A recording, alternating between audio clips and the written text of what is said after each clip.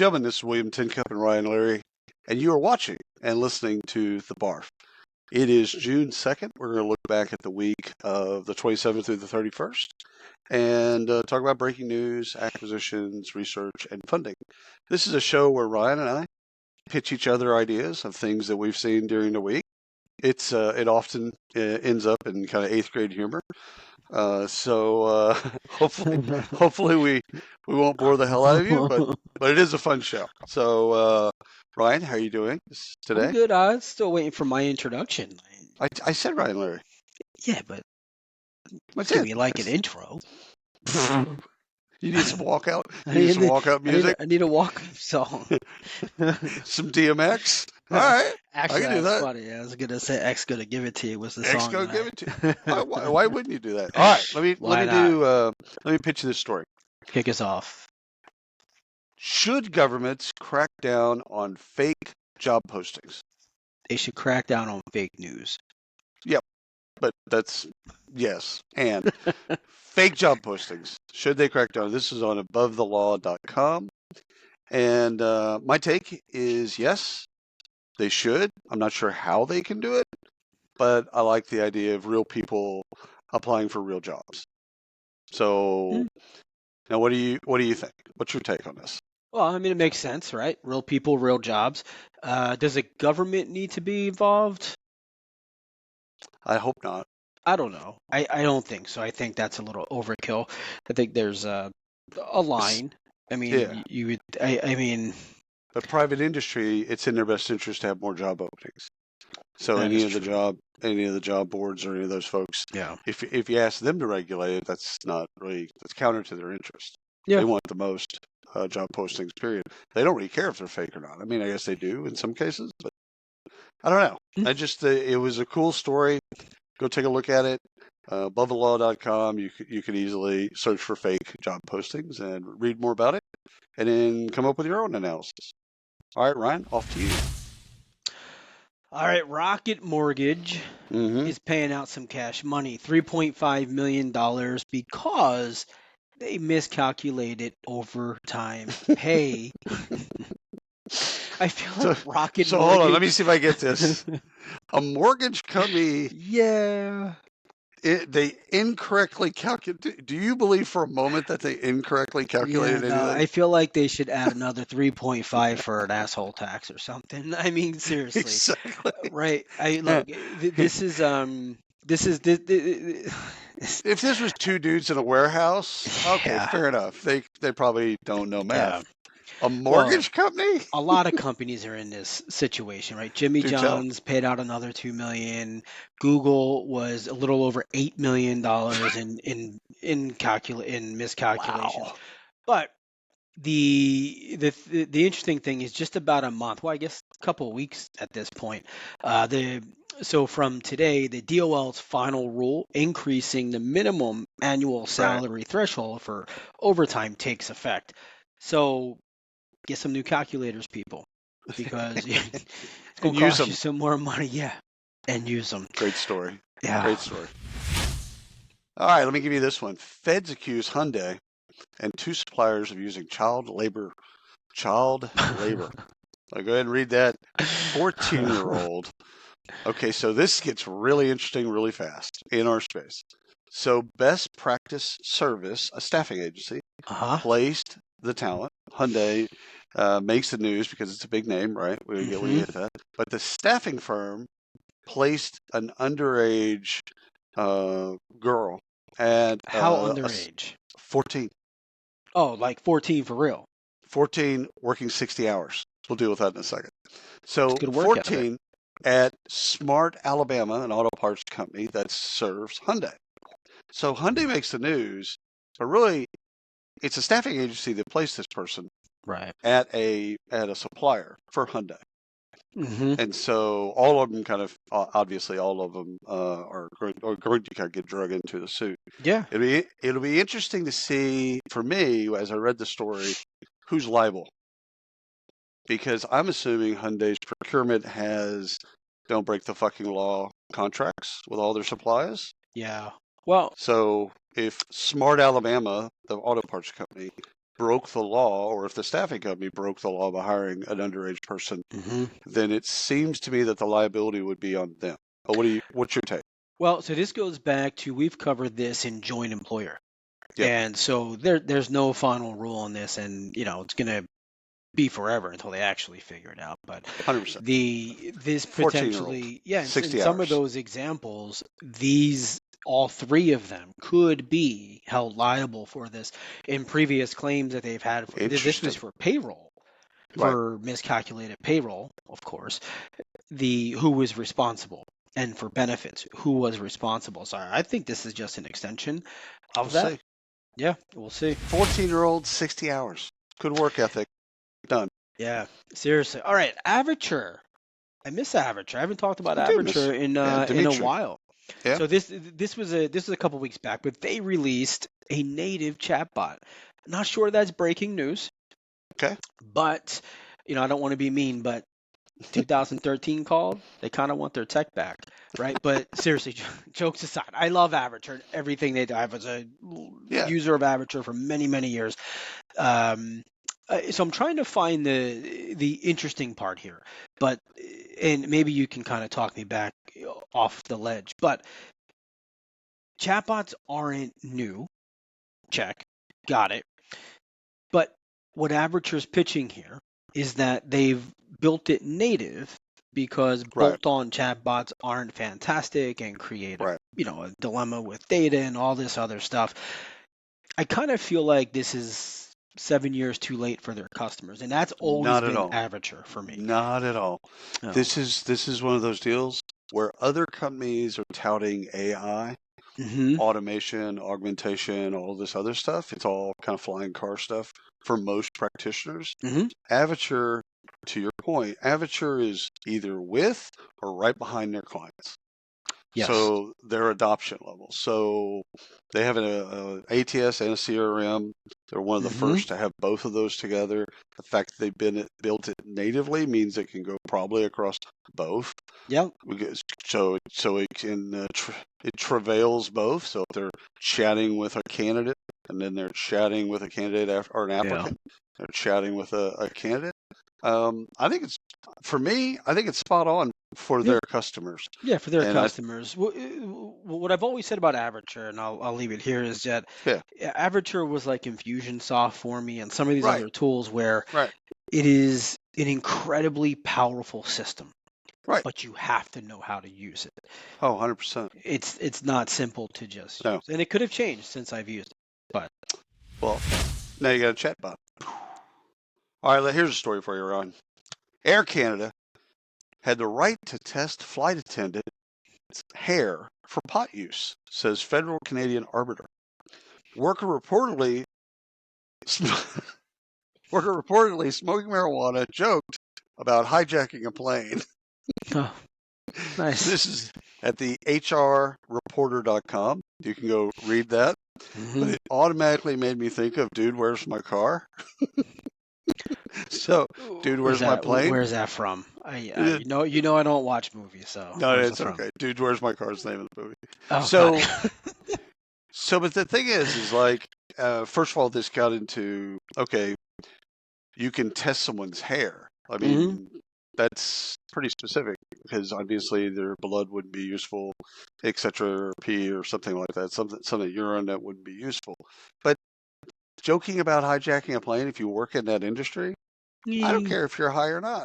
Not a good look. No bueno. Not a good look. No bueno. No. See there. Where's my plane? All right. Dayforce introduces FlexWork. Dayforce FlexWork. I love this. I love it a lot. This is all about flexibility, hence the name, FlexWork. But what I like about this here is that so FlexWork handles everything from vetting the workers, background checks, onboarding, payroll, all of the above, right? So the organizations that are using FlexWork, which obviously are Dayforce customers, have a direct link to gig workers, alumni, and retired workers and seasonal workers.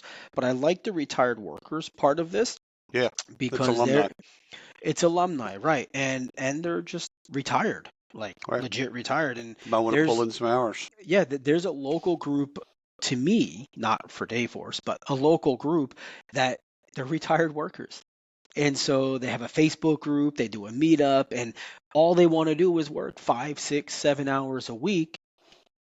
Not all for money, just really to just go do things. And a lot Right. of them wind up driving school buses or shuttle vans Yeah. and things like that. But I when I saw that, that's kind of what caught my eye. I like that. Dude, I love it. I mean, first of all, I love it. It's interacting with talent in the way that talent wants to interact with you as a company. Yeah. So if they want to be flex or gig or full-time or part-time or seasonal or whatever, like having the ability, and I like that Dayforce, formerly Ceridian, Yep. is got an application that says, hey, listen, you can have any talent any way you want it, and we've got ways to organize that talent, get those people paid, everything. So Do I the love thing. it. Good for them. All right, let me pitch this one to you. Ready?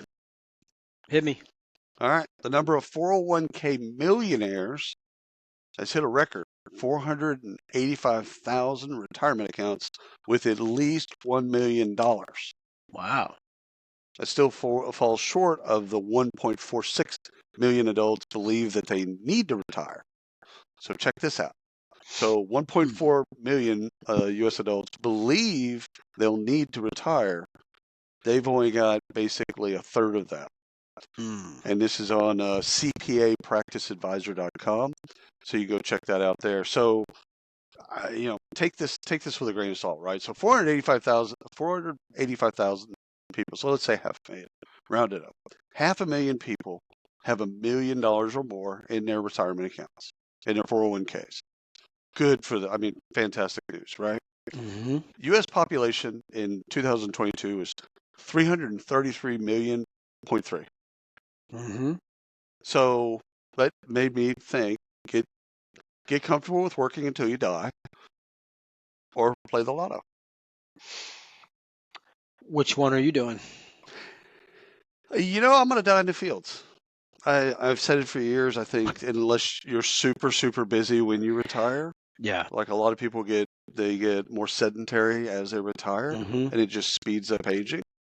Either die before you retire, great. Get comfortable with working until you die, great. Or gamble and see if you can work your way out of it that way. I'm picking I'm very comfortable working until I die. Yeah. I So, think that's probably my choice. but first of all, A we hit a little bit of free time. A little bit of free time. yeah. But Yeah. we hit a high number. I mean, first of all, the good news is there's 500,000 Americans that have over $1 million in their 401ks. That's a We're celebration. still a million short. Still, that's the come on. That's just that's more. That's that's more. a shot to the nuts right there. Yeah. Yes. Oh man. So there you go. All right. Hey, so you know Josh Burson? You ever hear him? I do. I No, do. yeah. So Josh Burson Company introduces Galileo. Good Lord. Yeah. Galileo Trusted Partner Program. So again, a couple weeks old here, but Yep. this so Galileo was one thing. The partner program I really like here, right? So it kind of thought to me like, where's Sherm in all this, right? Why is Sherm not doing what this guy is doing? So there's no shortage of HR content out there on the interwebs. Most of it's opinion, in my Right. opinion. It Right? See what is. I did there? So not to say that his content, Burson's content, isn't rooted in opinion, It's but it's research usually. it's Yeah. research, right? Yeah. And so I like this, but love him or hate him, he's most trusted in the space, Oh, right? 100%. Yep. So Number one influencer. yeah, number one influencer in the space. So anyhow, this goes back to my co-pilot infatuation, right? I think Mm-hmm. everyone will need a co-pilot at some point, whether you're recruiting, HR, etc. Obviously, this is for HR. So I think this is really, really good, and I like the partner program because obviously it's bringing in other partners and not just person to become or to use this content in as a co-pilot. Don't bet against Josh Person. That's Yeah. all I can say to that is just don't bet against them. And don't bet against co-pilots and 4-day work weeks. 100%. Definitely. I will convince 40 you work of week. the work week. Yeah. Okay, so Arthur Grand Technologies to pay nearly $40K after DOJ finds its job ad requested white. What? Good thing Did I I get you? swallowed that water before you said that. It's funny, not funny. Its job ad requested white candidates. This is on MSN.com, so you can go and put in Arthur Grand Technologies, and you'll be able to find them. So the job ad, here's the quote unquote, only U.S. born citizens in bold and in brackets, white. No, they actually put that? 100%. Who are local within 60 miles of Dallas, Texas, in brackets in bold. Don't share with candidates. Oh, no. So this was internal only. No. This got posted on Indeed. No, I know, but this was supposed to be internal only. Yeah, but even if it's internal, it's horrible. No, the whole thing is horrible. Right, but doesn't at least it right. explains. So here's what the CEO says. CEO says that the ad was played on Indeed by a disgruntled employee from their Gmail account. That's pretty easy to check. We can look that up, right? But the outcomes is outrageous. Right. White only. So one of the questions as I'm reading this and spitting up my coffee, how does AI help to protect us from this type of stuff happens? Or what type of checks and balances can we see in the future where it says stupid shit like this? So, I mean, if this really was a disgruntled employee and they really did it from their private account because they said that person, it didn't say he or she, that person just came off a PIP, a performance improvement plan. And so they basically went home and said, oh, okay, yep, I got you. Whoop. And then posted this to Indeed. Now that's the CEO saying it. They still got hammered for $40,000. Whether or not that was true or not doesn't really make a difference. But it did make me think, okay, this type of shit shouldn't be happening regardless. So how does technology, specifically AI, how does it help us like to put a flare up? Have an understanding of like, hey, this can't be, you can't post this. There's no shortage of technologies out there and tools and solutions that already do this. So maybe, maybe, whoever's listening to this, call these guys for a demo because they will take your phone call right now. Only U.S. born citizens. White. That is so bad, but that's horrible. Good Lord. All right, well, in the same breath, this will not happen at JP Morgan because moving forward, JP Morgan is going to train all of their new hires in AI to prepare them for future needs. So this will not happen at JP Morgan. So you'll be happy to know that. So the interesting thing here is they're using it obviously for growth, right? So we'll drop a link in here. I forgot where I got this from, but this whole bit here is around internal mobility for them. And so their current employee base is going to be trained as well, and they already are going through training. But all new hires, as part of onboarding, will be trained both in AI proper. I've seen a lot of consulting firms do this, and this is just their own smart. Solutions and clients, Well, because in both JP Morgan's case and in the consulting cases, you're helping clients. So, and also for people that are, on the technology adoption curve, they're a little bit laggards. They might feel like, oh my God, this stuff's moving so fast, I can't keep up, etc. So teaching them, what it is, how to use it, I think it's just genius because it extends that lifetime of that employee. And also gets them to do other things to help their customers. Good for them. Got no hate. Yeah, I like it. More training, more better. Time for some acquisitions. Let's do some A's. Are we ready? I'm ready. Salesforce paid $419 million to buy Spiff. What'd you call it? Spiff? Well, I was about to call it Spleef, which is a different. It's what I smoked before I got here. That's different. No, it's Spiff. So it's hair.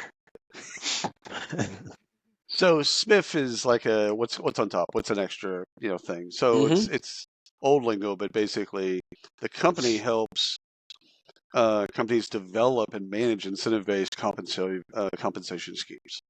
So this is on TechCrunch. Now the interesting part of this is the deal was announced in December. So Salesforce is going to buy Spiff. Done. Then for the first time in 18 years, Salesforce missed its analyst projections. The deal was finished in February, but it was just now listed last week in its 10Q, where they finally detailed what they paid for Spiff. So, deal announced in December. Everybody's going into Christmas. Yay, yay, yay. February, it gets finalized. Okay, cool. But they never disclosed the terms. And they're a publicly traded company, so they don't have to, Right. but they have to disclose it in their documentation. So 419. Good. I wonder how they get to 19. That's and good not Spiff. like ran that up to 20. But anyhow, so yeah, so compensation programs for salespeople turns out very important. $19 million worth for Salesforce. So good for them on that acquisition. Loves it. All right. That's kind of like my softwares. So we should probably discuss that. Software and not softwares. Deers. All right. So Cornerstone acquired a workforce intelligence platform, SkyHive. SkyHive Technologies, who helps customers build skills-based organizations, which I know you love that term. So anyhow, when I hear Cornerstone, or when you hear Cornerstone, you think skills development, learning? Yeah, of course. It started as an LMS. Right. So yeah, of course. So where they've lacked is helping organizations predict or anticipate the future for workforce with any type of certainty, right? And that's what this does. So by adding SkyHive, it now allows Cornerstone clients to assess employees' capabilities against market requirements, so on and so forth. So this is a good play for them. Yeah, it's a great acquisition. I mean, again, you can train the people that you have on your LMS and add content and all that other stuff. This gets them into deeper. They're already there, but deeper into the skills development space and any insight into what is workforce planning. What do we have? What do we need? How do we get there? Upskilling, reskilling, all that stuff. Good for them. And we're gonna be with them next week. We will. Yeah, it is next week. Holy crap. I can't believe. I mean, we're going to hear about this more. Like you and I are going to hear more about it. So we might have to report back and hear about some of the things we heard. Well, if done right though, SkyHive is real time. So this isn't just this is what we have in the intranet somewhere in the SharePoint of skills. Right. So this is real time, and so you can make quick, decisive calls and decisions on what you need and when you need it. Which makes Cornerstone more sticky. Right? So if it's just an LMS, I go to it when I need it. But if it's actually giving me that type of intelligence, skills intelligence, if it's giving me that type of intelligence, I'm probably going to it every day. Yep. All right, let me give you another acquisition. Humanly, whom we know, acquires Teamable, whom we know. Introducing the AI first end-to-end recruiting powerhouse. So this was on humanly.io, and you can it's all over there. It's all over their main page, but you can go into press releases. So terms were not disclosed, which my bit on that is I don't trust things that weren't disclosed. However, I did read that offers customers a complete suite of AI-powered tools to source, attract, screen, schedule, and convert candidates at scale, pre-applicant and post-applicant, ? So is Humanly like Avature in that it's a CRM and ATS? That's you and I need to dig into that to figure out, okay, no, what are they now?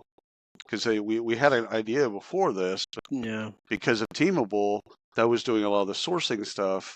Now they're a little bit different. So I don't know how they interact with any other players in the space, but it's a good acquisition for them. Do they have a native chatbot? I'm kidding. Wow. I'm kidding. We're back in 2024. Go. What do you All got? right, You I got got something another one for you. else? I got one for you. Power to Fly requires upskilling platform Skill Crush. This was on prnewswire.com, so you can go and search for it there. Power to Fly.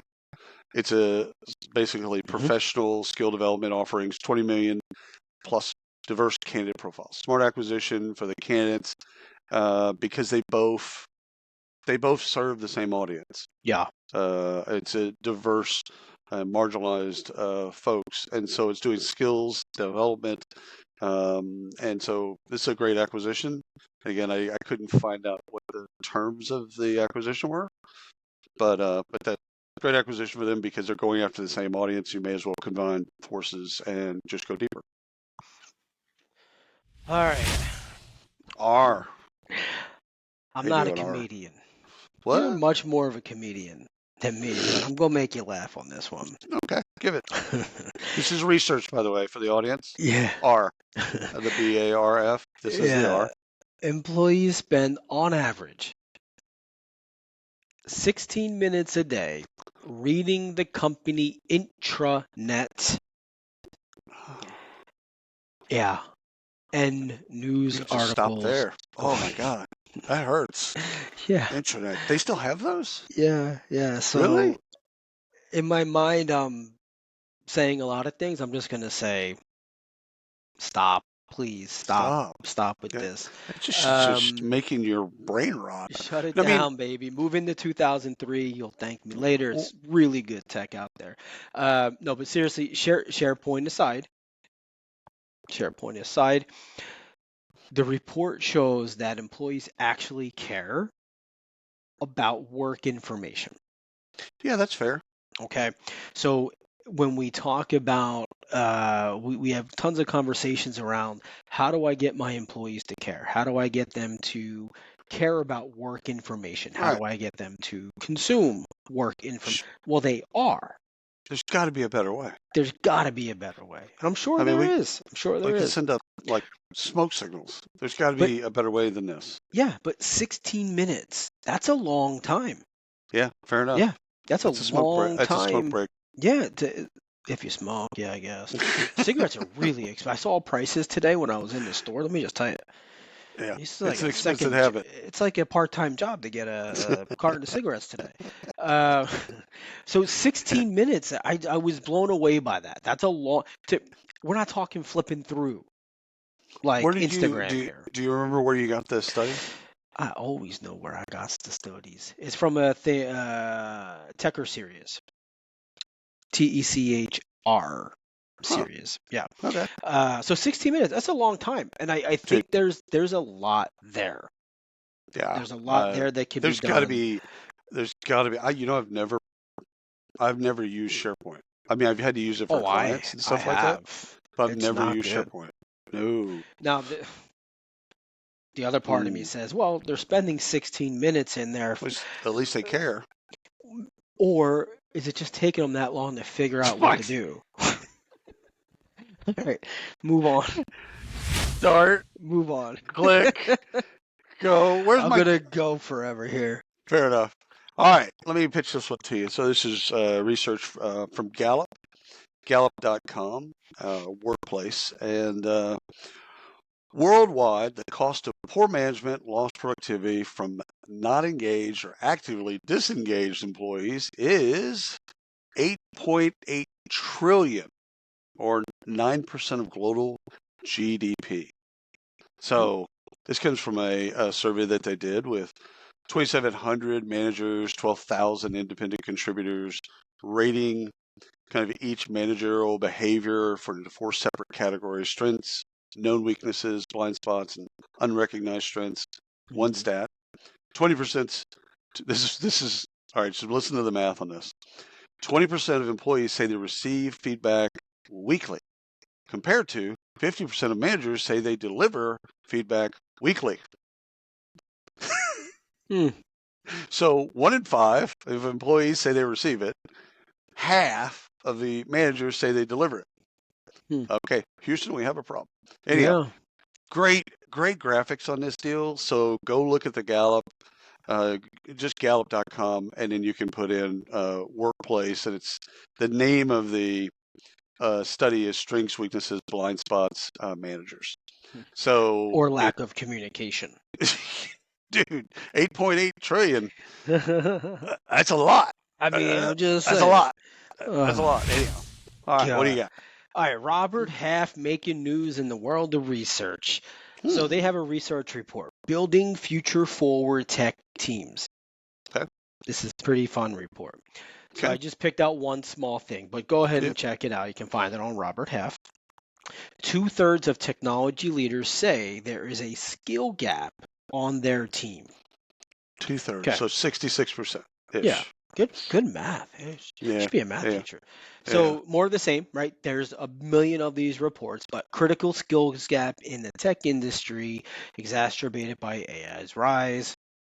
Good, we got that. So in the report, 65% of tech leaders report skill gaps, with 90% planning AI initiatives but facing staffing challenges. Okay, got it. Makes sense to me. This part's not from Robert Half, but it was attached to it. Somehow I got to it. 70% or more, 70% plus, said they are not sure how they plan to achieve this. Not Kind of feel sure. like you shouldn't be the CEO if you can't figure this out. I get it, not easy, not easy. But there's a whole bunch of stuff. That was what stuck out to me. But there's a deficit in tech recruitment on future forward tech teams, is how they label it. Yeah, I think that 2/3 of technology leaders say that there's a skill gap on their team. That number's probably higher. If you talk Probably, to people offline, yeah. that number is probably almost 100%. Hmm. But that there's some type of skill gap because of AI, the way the speed in which it's being delivered and the Yeah, new things that are coming online. Who's up to date? Like even yeah. people that study AI can't keep up with what's going Right, on in AI. right. And I'm not sure that I blame the employees for not being Right. up to date. We're not talking about small. I get okay, mom and pop shops, get it. You're gonna get blindsided. Yeah, yeah. These big companies aren't getting blindsided. They're just not prepared. And I get it. Well, It's not get back to your JP Morgan thing and what we said right. about consulting for teaching people AI. Yeah, That yeah, that this becomes kind of like, okay, we need to do this as a matter of practice right. through the Lo- entire process. You come w- on board, we're going to continue to teach you about AI as we learn Right. about AI. We talked Hmm. about this before. This is STEM reimagined, right? Yeah. This is the same thing. We got high school students going through STEM, middle school going through STEM. This is now the new STEM, right? This is what's going Yeah. to happen. You're But, right. whatever. Caught behind, so be All it. right. So this is from Gartner, and so it's a report by Gartner. So it's return to office mandates aren't worth the talent risk, and you can find this report on Mm. Gartner.com. And so three things I want to kind of I think we all knew these things, but it's nice to have data, and Gartner's a good person to have this data from. So 70%, 74% of HR executives consider RTO mandate problematic as employees, especially millennials, women, and top performers, are less inclined to stay at the employer for it requires people to work in the office. So that's a big number, 3/4, big number. So 70%, second thing, 70% of executives say return to office mandates are a source of leadership conflict. I've not seen this stat Hmm. before. So the leadership team doesn't see RTO the same way.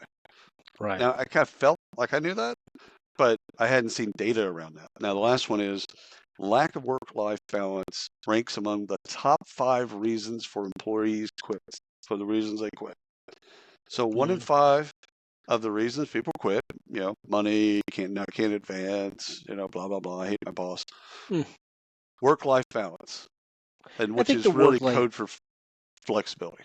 Yeah, I think the work-life balance is going to be the same at every company, no matter what it is. Yep. Yeah, I mean that's So yeah, just that's just yeah. I mean I don't like that one. But the 70% of executives saying that Hmm. RTO mandates are a source of leadership conflict. That's how Yeah, you said it. that's a thing. Yeah, yeah, yeah. Wow. They need to get that straight. They all need to be on the same page, it seems, right?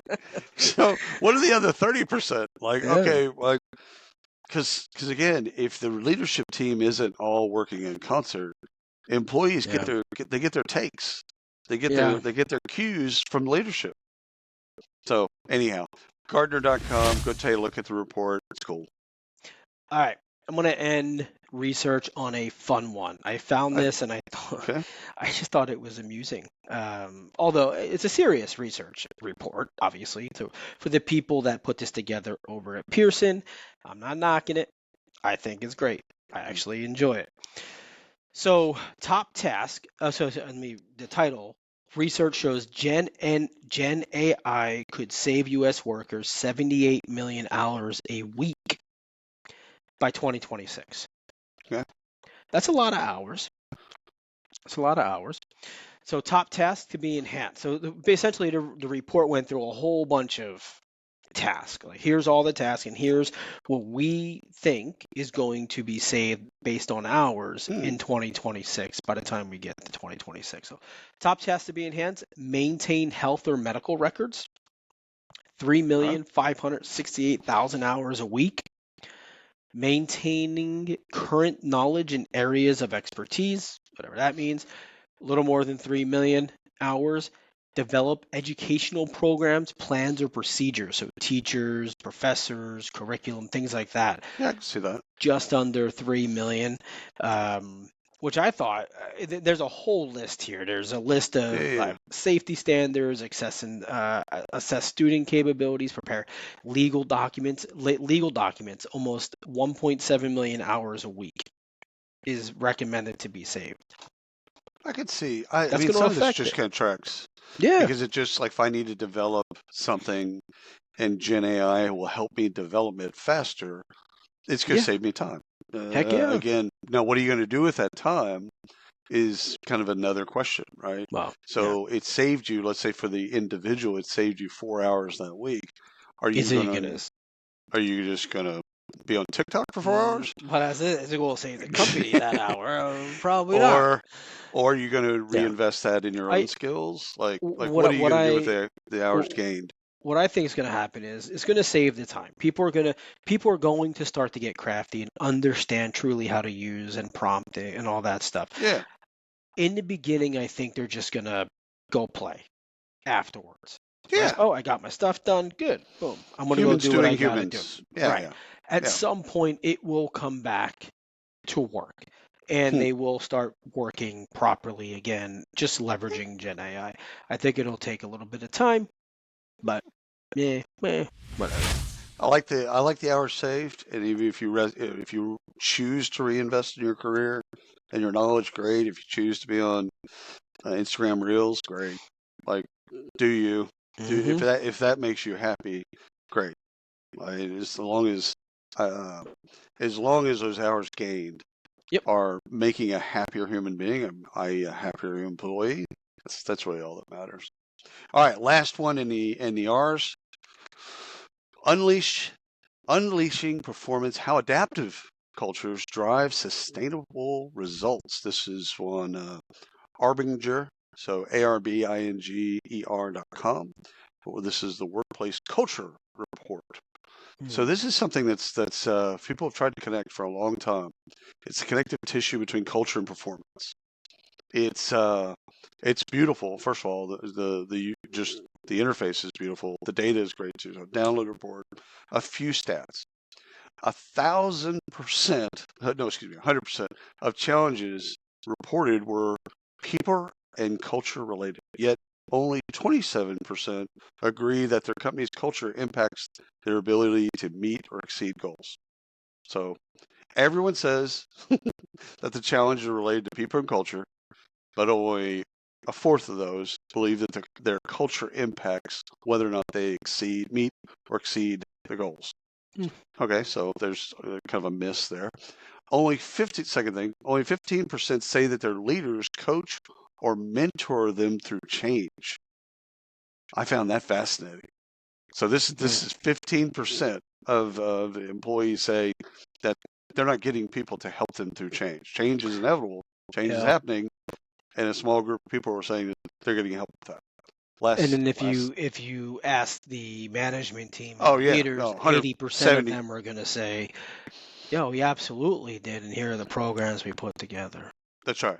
And the last stat on that is 77% of professionals say they've experienced burnout due to work. Yeah, Again, I'm kind of like pretty work tired. life. Yeah, there you go. So go check out the report. It's again, it's trying to bring those things together, culture and performance. Yeah. It's a good report, good stats. Go take a look at it. And we're done with the R's. Yeah. So we're going to talk about some dollars being thrown around. Bing. What you All got? right. We got 4. Let's go through these. Mental health insurance platform, I feel, raises $20 million. So that's on ifeelonline.com. You can go look at the press release there. I'm not laughing at the raise. I think it's fantastic. I feel. This was a classic case of where do you put the comma? Yeah. Like, Yeah. I feel they raised $20 million. Like, you know what you're saying. Go ahead. I'm sorry. I feel like it's 20 million. So mental health programs and platforms help employers recruit and retain talent, especially younger talent. In my humble opinion, if you don't have a strong mental health strategy, you're hamstringing your HR and TA pros.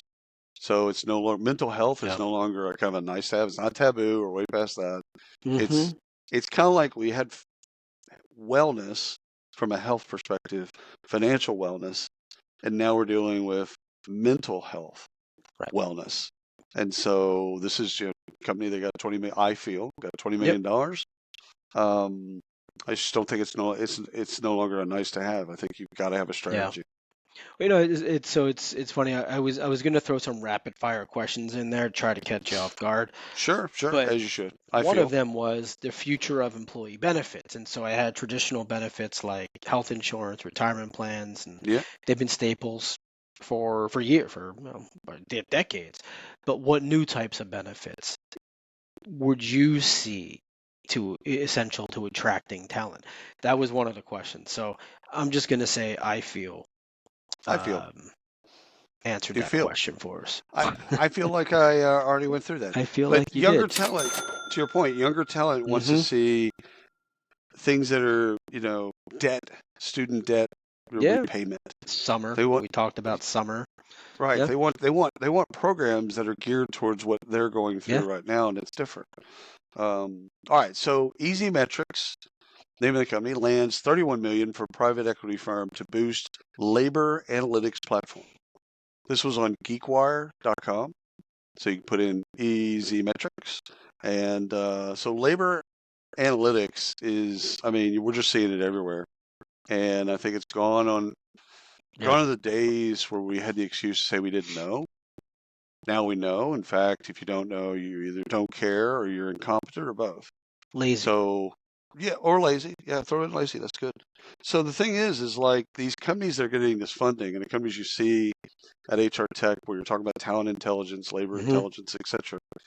Like you have to know whether or not wherever you stand in the organization, you've got to know what's going on in the labor market. So I think years ago we could kind of hide and say, I have no idea. Yeah. I'm waiting for the labor department to push out. I Googled it, but I didn't find it.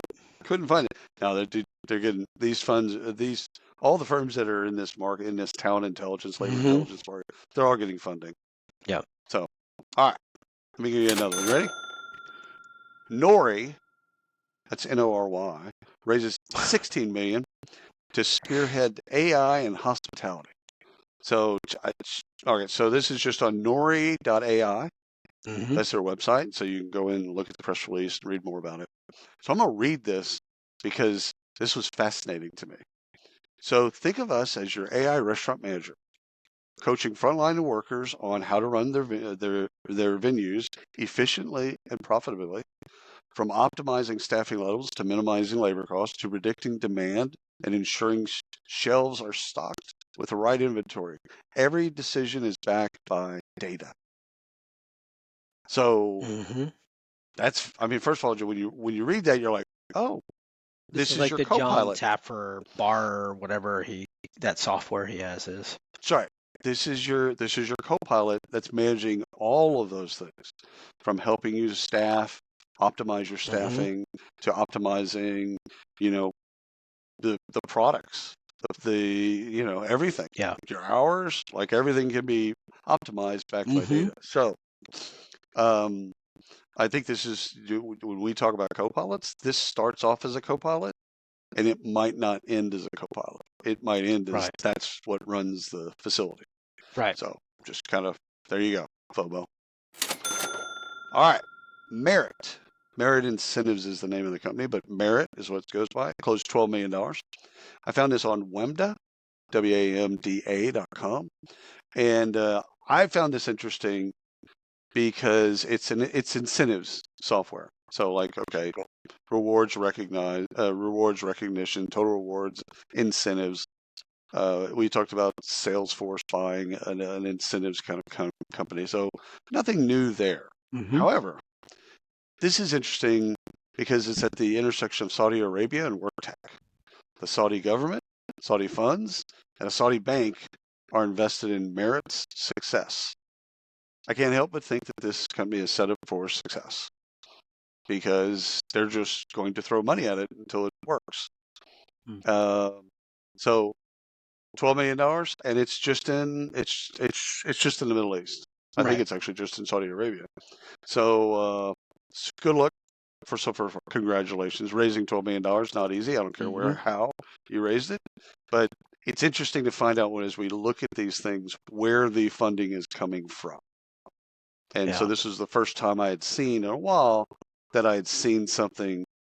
I mean, a Saudi fund backed them for their first raise, and then the Saudi government obviously gave them their blessing, and now one of their biggest customers is a Saudi bank.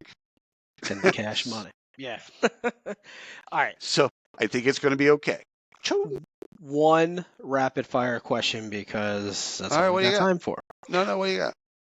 Who provides, and you got 30 seconds, and I'm going to cut your mic off. Sure. Who provides better career advice? Managers or ChatGPT? Managers. And now, ChatGPT in the future. So, ChatGPT just doesn't know enough yet. It's in its nascent form, so not yet. It doesn't know enough about you. Right. So it wouldn't, even if you loaded it with your data, it still wouldn't know enough to give you great advice. But so managers and peers. That's where history tells us that people get advice from. But in the future, I think you're asking your co-pilot. Oh, absolutely. Yeah. Which is all AI driven, where you're just like, hey, you know me. What do I need to do to get here? What should I do tomorrow? What should I do next?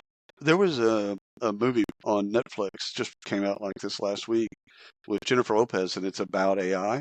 A part of it's about AI, and she doesn't want to sync with AI. It's got a thing that syncs with her, where the AI and her brain are synced together, and she doesn't want to do it. She's reluctant. Who is Jennifer Lopez? Jennifer Lopez.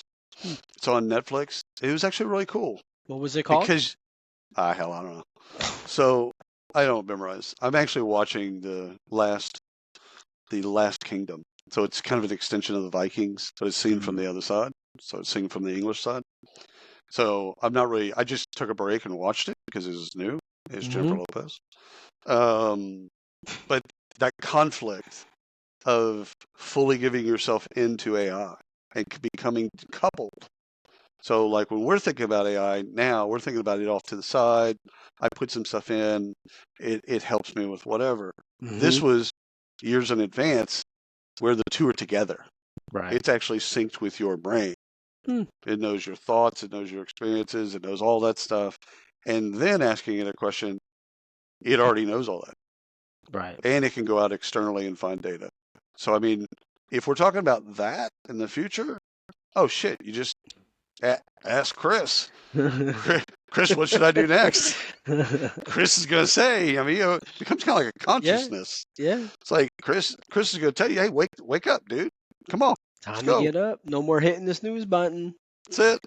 That would be the one thing. I was reading a thing, and I'll find it and send it to you. I'll post it because I thought it was interesting. Where it's an implantable AI. This is not real yet. Well, I guess they're working on it. It's an implantable AI that is your alarm clock, and among other things. But it's your alarm clock, but it doesn't allow you to snooze. Give you a little shock. How it doesn't allow you to snooze, I don't know. See, I never had problems with the snooze. I'm one of those people. When my alarm goes off, I get up. You just hit snooze and say, "Fuck it, I'm going to sleep." No, it says, "Wait." My alarm clock. I gotta give you. So I've got mine personalized. So it says, "Yo, fuckhead, wake the fuck up."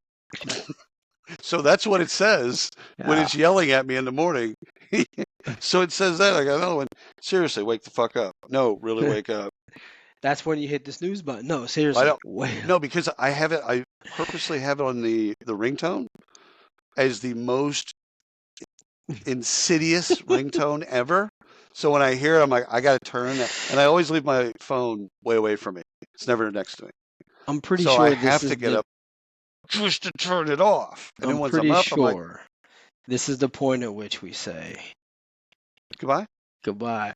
No, but seriously, thank you all for watching, for listening. If you're watching or if you're still listening, subscribe, like us everywhere. We'll be at Cornerstone coming up. If you're in Orlando, come check us out. We would love to see you if you're there. If not, we'll see you next time we travel.